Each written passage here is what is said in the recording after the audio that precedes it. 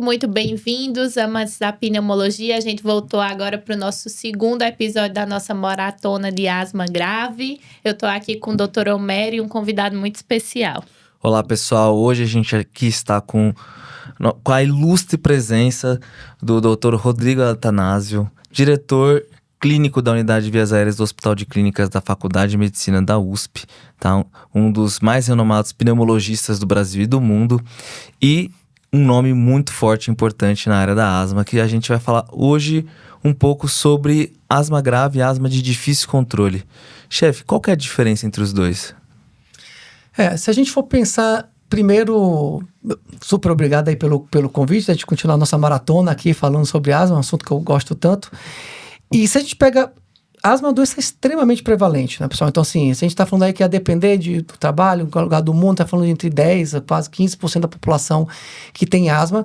E, felizmente, a maior parte dos pacientes vão controlar com o tratamento convencional inalatório que a gente faz. Só que, e também, infelizmente, a gente vai pegar aí, a gente vê ainda quase 2/3 dos pacientes ao redor do mundo, e não é porque no Brasil a gente não sabe tratar tudo, que a gente tem quase 2/3 dos pacientes ainda não controlados. Aí vem a grande dúvida. Esse paciente ele está não controlado porque o nosso remédio para asma não está fazendo o efeito e eu preciso subir mais meu tratamento, ou meu paciente tem outros fatores que não permitem que ele entre no controle.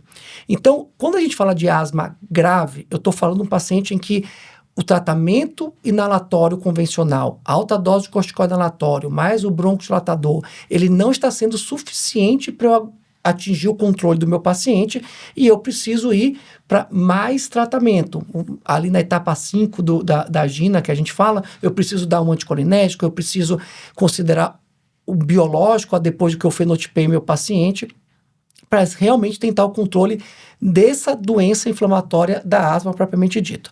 Só que antes disso, e até mais comum do que eu ter um paciente com asma grave, é eu ter um paciente com asma de difícil controle. E ele é um paciente que está não controlado igual o paciente com asma grave. Mas o fator de não controle não é a inflamação da asma, não é a falta de tratamento. São outros agentes modificadores ou externos que estão impedindo que meu paciente atinja o controle. Para começo de conversa, imagina que eu pego lá um paciente que nunca tratou a asma na vida e chega lá com crise, com muita falta de ar e tudo mais. Pode estar quase morrendo no pronto-socorro de sintoma. Isso não é uma asma grave, é uma asma que ainda não está sendo tratada. Eu trato a crise e vou lá e dou 250 microgramas de beclometasona isolado para esse paciente de 12 em 12 e o paciente fica perfeitamente controlado. Com uma dose super baixa de corticoide inalatório, eu controlei. Então, isso não era uma asma grave, essa era uma asma que não estava sendo bem tratada. Então, num paciente que eu já estou tratando, a asma de difícil controle, a gente precisa tentar ver se tem fatores que não estão controlando ele de maneira adequada, e aí existem algumas coisas que não podem sair da nossa cabeça. Uma, e não vou nem dizer que é mais importante, porque todas aqui são igualmente importantes, que faz parte do dia a dia, e pasmem, é a principal coisa que a gente vê no nosso dia a dia do tratamento que está errado. A gente recebe muito paciente como se fosse uma asma grave, quando você vai ver essa asma de difícil controle, que a gente consegue controlar com algumas coisas simples. Adesão.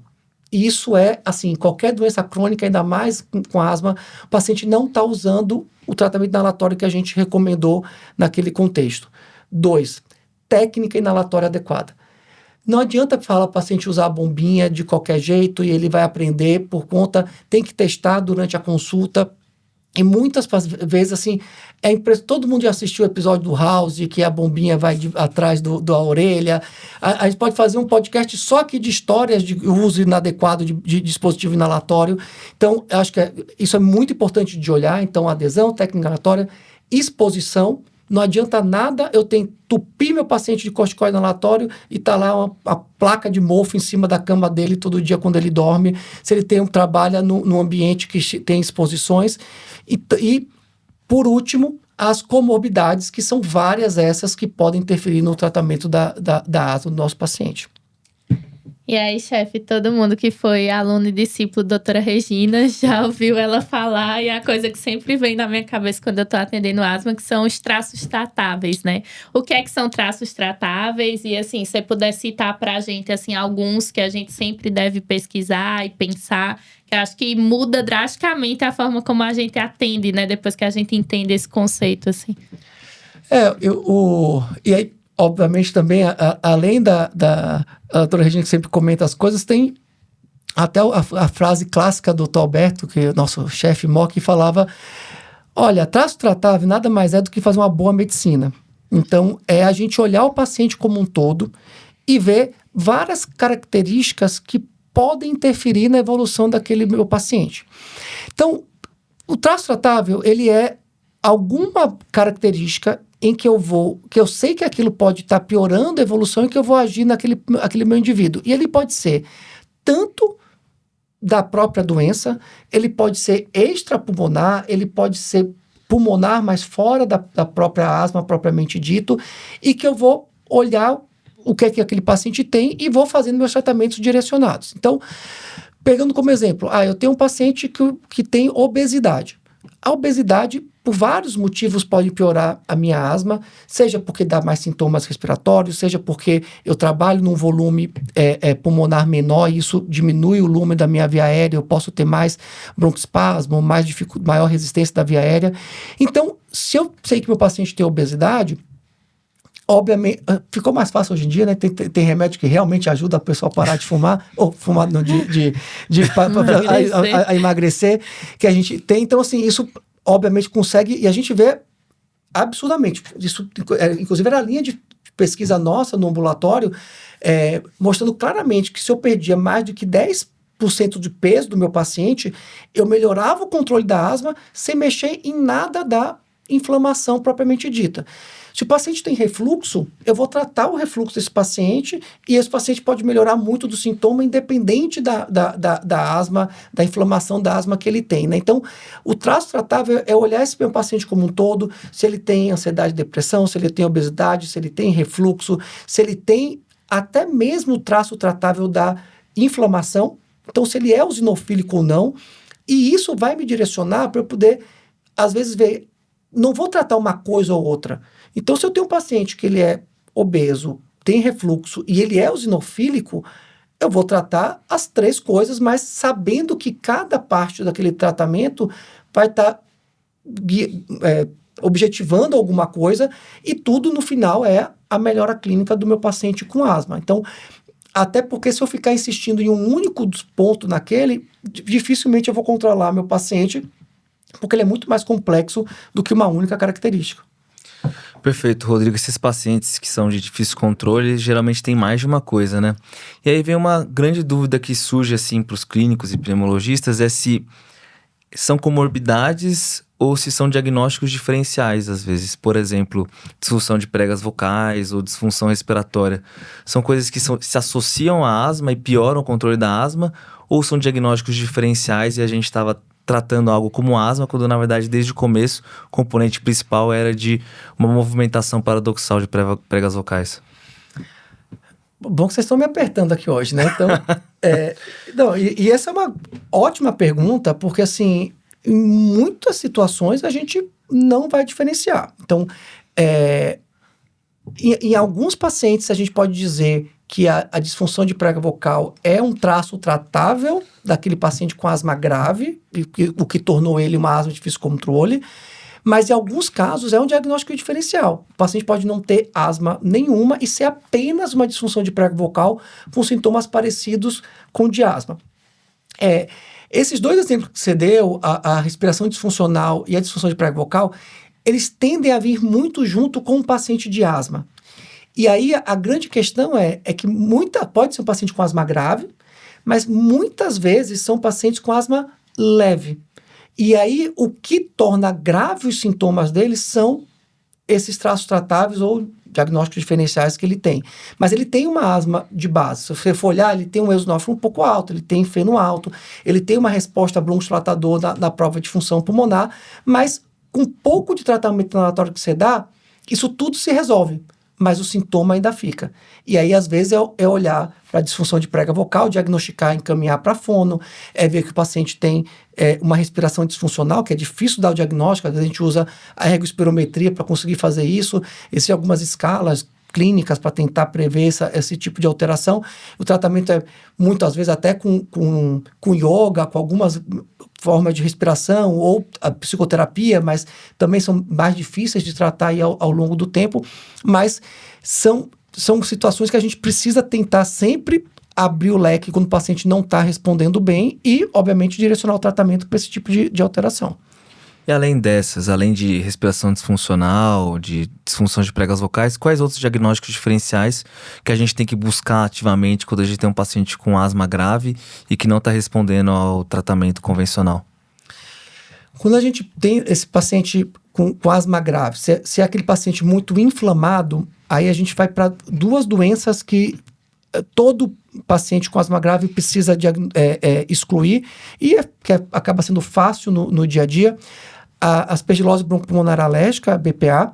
Então, hoje em dia, assim, é mandatório, paciente com asma grave, ele precisa de uma tomografia. Isso a gente não... eu não tenho. Gente, assim, dificilmente a gente não tem uma tomografia hoje em dia para poder tratar um paciente, ainda mais um paciente grave, com asma grave. Então, não tem, faz um raio-x, mas uma tomografia vai ser muito importante para poder ver se o paciente tem bronquiectasias, tem muita impactação mucoide, ou aquelas bronquiectasias centrais grandes com dedo em luva. Então, isso já me aponta muito um risco de pensar em ABPA, e tem os exames sorológicos ou de sangue que a gente vai pensar. Então, se o paciente tiver um IgE muito alto, antigamente a gente usava um ponto de corte de IgE acima de 1000, hoje em dia foi baixado esse ponto de corte para 500, e se o paciente tem acima de 500 e tem um IgE específico positivo para aspergilos ou para algum fungo, a gente pensa mais em ABPA nesse contexto, que é um polo mais grave de uma asma muito grave, aí, que tem tratamentos específicos para a gente poder fazer. E o outro é a JEPA, a vasculite eosinofílica, que muitas vezes é um diagnóstico difícil. A gente fala muito de pedir o ANCA, e realmente o ANCA, quando vem positivo, principalmente PANCA, fantástico. Mas é menos de 20-30% dos casos que a gente vê o ANCA positivo nesse cenário. E quando a gente tem uma vasculite grave, multissistêmica, que o paciente tem mononeurite ou se tem alteração renal, às vezes fica mais fácil de diagnosticar, o que a gente não quer, porque o paciente tem que ser mais grave, né, quando tem a manifestação multissistêmica. Mas quando a gente tem uma vasculite exclusiva pulmonar, é muito difícil, às vezes, de fazer esse diferencial. O que é que eu vejo muito na prática, que eu acho que é uma grande mensagem? Esse paciente precisa de tomo. E aí, asma grave pode dar várias manifestações na tomografia. Pode ter bronquiectasia, espessamento brônquico, aprisionamento aéreo, impactação mucoide, mas não pode ter vidro fosco. Então, se você tem um paciente com asma grave e ele faz vidro fosco, e aí quando você repete de novo, ele está em outro lugar, e aí começam a vir com manifestações sistêmicas de perda de peso, uma febre vespertina, alguma coisa tal, pensar em JEPA nesse cenário é extremamente importante, porque aí sim, o tratamento é diferente, é um tratamento muito mais agressivo. Aí sim, JEPA não é um traço tratável. É um diagnóstico diferencial, realmente, de manifestações muito parecidas com de asma grave. Chefe, quando a gente enxerga a história longitudinal, né, dos pacientes asmáticos, assim, tanto do ponto de vista deles acumularem disfunções, né, pelo aquilo que a gente estava conversando antes, múltiplos ciclos de corticoide sistêmico, então é um paciente que vai ganhando peso, que às vezes ganha uma resistência insulínica ali no contexto, faz uma síndrome metabólica.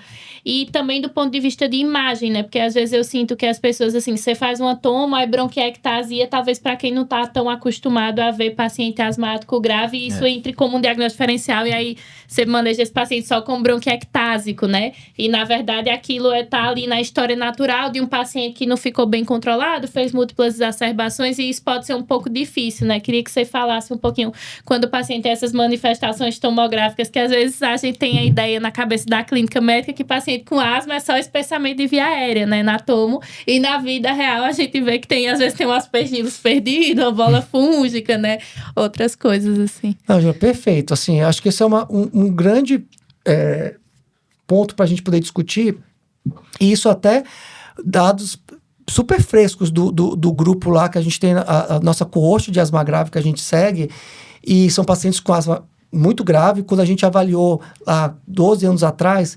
40% dos pacientes com asma grave tinham bronquiectasia na tomografia.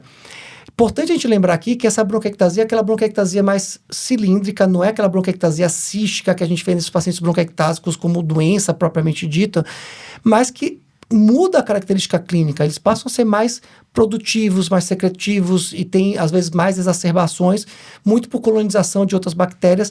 E é isso, é um dano contínuo da inflamação na via aérea, fazendo um remodelamento, uma alteração estrutural e que vai persistir depois com ele e passa a ser um fator de agravamento ainda maior do quadro no longo prazo. E o mais importante, quando a gente viu nesses pacientes com asma grave no segmento da coorte, agora, 12 anos depois, quando a gente foi avaliar, quase que todos os pacientes desenvolveram bronquiectasia. Então, saiu ali de 40% para 75% de prevalência de bronquiectasia. Impactação mucoide, mais de 90% dos pacientes tinham algum grau de impactação de secreção, que a gente chama, hoje em dia está muito na moda falar de plug mucoso, como marcador de inflamação. Então, se a gente não trata o paciente, ou mesmo a gente estava tratando com tudo que a gente tinha antes da era dos biológicos, então tem alguns pacientes que vão continuar progredindo. Então, ter bronquiectasia não exclui o diagnóstico de asma, ele passa a ser uma comorbidade maior, um traço tratável que eu vou direcionar meu tratamento. Esse é um paciente que azitromicina 3 vezes por semana muda a evolução da doença desses indivíduos. Eu vou, às vezes, que eu já tenho obstrução fixa, priorizar, dar um outro broncodilatador, dar um anticolinético associado para esse indivíduo. E eu vou só que eu não posso esquecer de tratar a asma. E isso eu já vi muito, da gente pegar um paciente que vem como bronquiectasia e tá lá com hiperreatividade brônquica, 900 de eosinófilo e ninguém está tratando a asma dele de maneira adequada. E quando você trata a asma de maneira adequada, ou conceita com biológico, por exemplo, o paciente melhora absurdamente, para de exacerbar e a evolução vai muito melhor. Claro, a bronquiectasia não vai regredir, mas a evolução do paciente melhora consideravelmente. Perfeito. Rodrigo, a gente tem 2 pacientes de asma grave. O paciente com asma grave com doses altas de corticoide inalatório, sem corticoide oral de uso contínuo. A gente tem o paciente com asma grave que está usando corticoide oral, uso contínuo, tendo as diversas complicações de corticoide.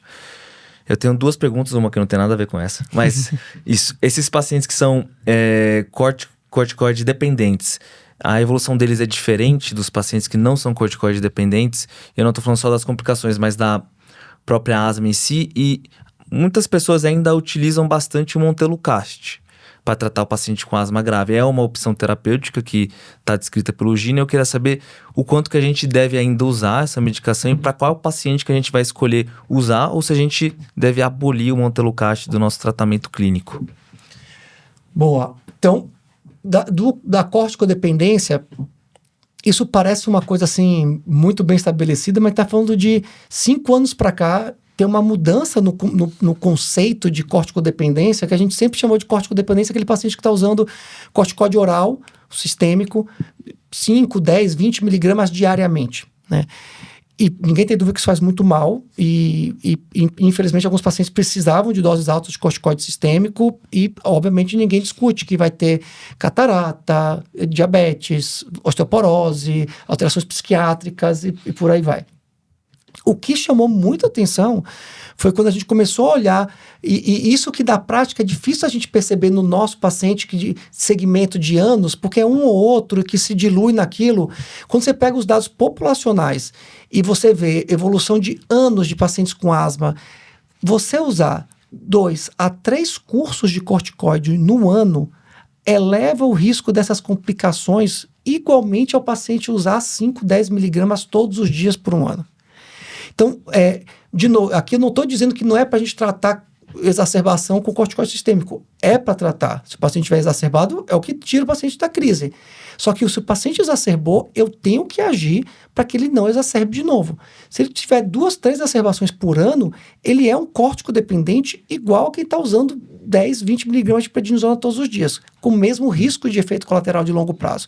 Então, isso faz com que a gente tenha que ter uma ação muito mais proativa no tratamento da asma hoje em dia e obviamente, educar o paciente para não identificar os fatores, tentar usar o tratamento inalatório de maneira correta, ou identificar aquele paciente que está grave e que eu preciso de uma terapia a mais para ele não ficar tendo crise toda hora. Então, aquela coisa que a gente fala assim, paciente com asma exacerbou, ele exacerba mesmo. Gente, não é para exacerbar, é para a gente entregar um tratamento que resolva todo o problema do paciente.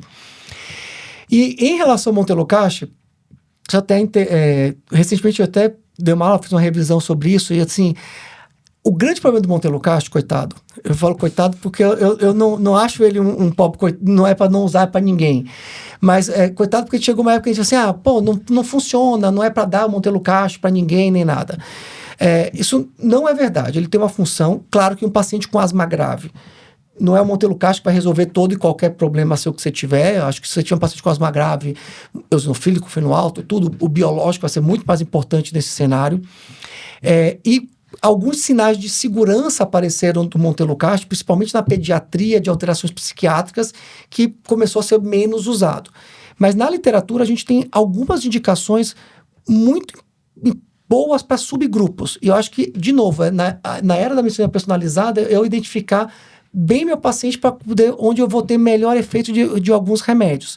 Então, hoje em dia, a gente tem maior evidência para o uso do Montelukast nos pacientes que têm DREA, aquela síndrome que o paciente tem polipose nasal, tem asma grave e tem intolerância à aspirina, porque isso mostra que a via do leucotrieno dele está muito exacerbada.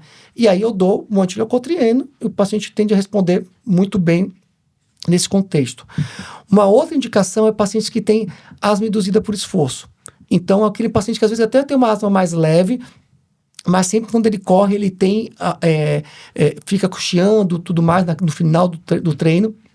Então, às vezes, o paciente que só com um Montelukast e antileucotrieno já resolve, sem precisar ficar usando terapia inalatória de longo prazo.